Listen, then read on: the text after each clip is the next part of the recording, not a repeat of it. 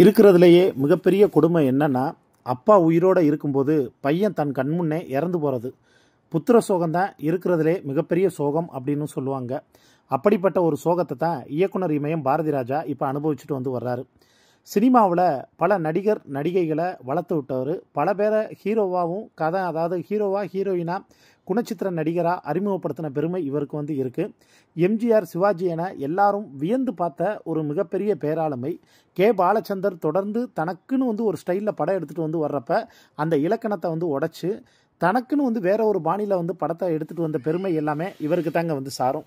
சினிமாங்கிறத வந்து ஒரு செட்டுக்குள்ளே வந்து போட்டு ஸ்டுடியோக்குள்ளே வந்து எடுக்கிறங்கிற பிம்பத்தை வந்து உடைச்சி ஒரு வயல்வெளிகளில் கொண்டு போய் சாதாரண மனிதனுடைய கதை தான், சாமானியனோட கதை எல்லாருக்கும் வந்து போய் சேரணும் அப்படின்னு இவருடைய முதல் படமான 16 வயதிலேயே கமலஹாசனை கோவணம் கட்டி வந்து நடிக்க வச்சார். ஸ்ரீதேவியை வயல்வெளியில் வந்து ஓட விட்டு அவர் வந்து நடிக்க வச்சாருங்க. படம் வெளியாகி சூப்பர் டூப்பர் ஹிட்டு. முதல் மரியாதை படம் வந்து நடிக்கும்போது சிவாஜி இந்த படம் வந்து ஓடுமா அப்படிங்கிற சந்தேகம் அவருக்கு இருந்தது, இளையராஜாவுக்கு வந்து இருந்தது. ஆனால் என் கதையில் எனக்கு வந்து நம்பிக்கை இருக்குன்னு மிக உறுதியாக அந்த கதையை அவர் வந்து கையாண்ட விதம், அதுக்கப்புறம் அந்த படம் வந்து பட்டி தொட்டி எங்கும் வந்து ஓடின விதம் எல்லாமே காலத்தால் வந்து மறக்க முடியாத ஒன்றுங்க.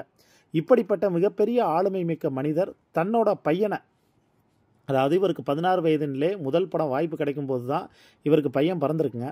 பையன் பிறந்ததுனால தான் தனக்கு வந்து வாய்ப்பு கிடச்சிருக்கு, எல்லாம் பையன் வந்த நேரம்னு பையன் மேலே உயிரே வச்சுருக்காரு வந்து மனுஷன். தான் பையனை அதுக்கப்புறம் ஃப்யூச்சரில் வளர்ந்து வரும்போது ஒரு மிகப்பெரிய இடத்துக்கு வந்து கொண்டு போகணும்னு மனுஷன் திட்டமிட்டிருக்காரு. தமிழ் சினிமாவில் ஒரு மிகப்பெரிய ஹீரோவாக வந்து உருவாக்கணும் அப்படின்னு பிளான் பண்ணியிருக்காரு. ஆனால் நம்ம ஒன்று நினச்சா கடவுள் ஒன்று நினைப்பாருன்னு சொல்லுவாங்கல்ல, அது மாதிரி தாஜ்மஹால்ங்கிற வந்து ஒரு படத்துக்கு ஏஆர் ரஹ்மானுடைய பிரம்மாண்டமான இசையில் தான் பையன் வந்து மனோஜ் பாரதி ராஜாவை இவர் ஹீரோவாக அறிமுகம் செய்கிறாருங்க. படம் எதிர்பார்த்த அளவுக்கு வந்து ஓடலை, படம் ஃப்ளாப்பு தான். ஆனால் அந்த படத்தில் இடம்பெற்ற பாடல்கள் எல்லாமே பட்டி தொட்டி எங்கே வந்து ஒலிக்க ஆரம்பித்ததுங்க. என்னடா இந்த படம் வந்து சரியாக வந்து போகலைன்னு கொஞ்சம் தோல்வி முகத்தில் சந்தித்து ஒரு மாதிரி வந்து பாரதி ராஜாவும் மனசு உடஞ்சு போயிருந்தாப்புல, மனோஜ் பாரதி ராஜாவும் மனசு உடஞ்சு போயிருந்தார். ஏன்னா மனோஜ் பாரதி ராஜாவுக்கு ஆரம்பத்திலேருந்து நடிக்கிறதுல பெருசாக அவ்வளோவா வந்து இன்ட்ரெஸ்ட் இல்லை, டைரக்ட் பண்ணுறதுல தான் அவருக்கு வந்து இன்ட்ரெஸ்ட்டு. அமெரிக்காவில் போய் அவர் அதுக்காக தான் படிச்சுட்டு வந்தார். அதுக்கப்புறம் டைரக்டர் சங்கர், மணிரத்னம் எல்லார்ட்டையும் அசிஸ்டண்ட்டாக வந்து ஒர்க் பண்ணிவிட்டு அதுக்கப்புறம் தான் அவர் வந்து டைரக்ட் பண்ணுங்கிற வந்து ஒரு முடிவுக்கே வந்து இப்போ வந்தாருங்க. ஏன்னா தொடர்ந்து அவருக்கு வந்து தோல்விகள், அந்த தோல்விகள் எல்லாத்துக்கும் அவர் வந்து ஒரு தாழ்வு மனப்பான்மையை வந்து ஏற்படுத்தி மனுஷன் ஒரு மூலையில் முடங்கிட்டாரு அப்படின்னே வந்து சொல்லாங்க. அவருக்கு ஒரு சரியான வாய்ப்பு வந்து கிடைக்கவே இல்லை. அவருடைய திறமைக்கு திணி போடும் விதமாக ஒரு வாய்ப்பு அமையவே இல்லை. பாரதி ராஜா கூட கடைசி காலகட்டத்தில் என் பையனை நானே வந்து முழுசாக வந்து நம்பாமல் வந்து போயிட்டேன், அவன் திறமையை நான் நம்பியிருக்கணும், அவனுக்கு மதிச்சிருக்கணும், அவனுக்கு ஒரு வாழ்க்கையை நான் உருவாக்கி கொடுத்துருக்கணும் அப்படின்னு அவர் ரொம்ப ஆதங்கப்பட்டு வருத்தப்பட்டாருங்க. இது எல்லாம் ஒரு பக்கம் இருக்கக்கூடிய சூழலில் மனோஜ் பாரதி ராஜா அவர் மனைவியோட ஒரு பேட்டி ஒன்று கொடுத்துருந்தார்.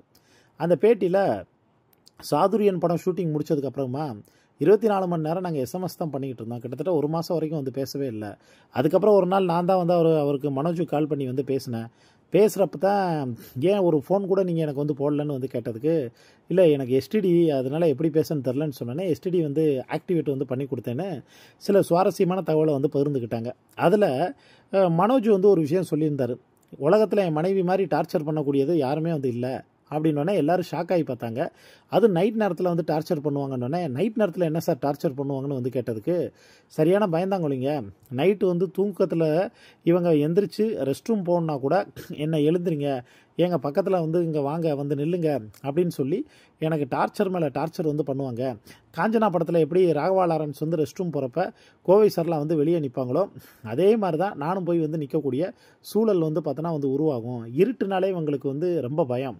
ஏன்னா கல்யாணத்துக்கு முன்னாடி இவங்களை நான் மேரேஜ் பண்ணுறதுக்கு முன்னாடி லைட்டெல்லாம் ஆஃப் பண்ணி இருட்டில் தூங்கினா தான் எனக்கு தூக்கம் வரும்.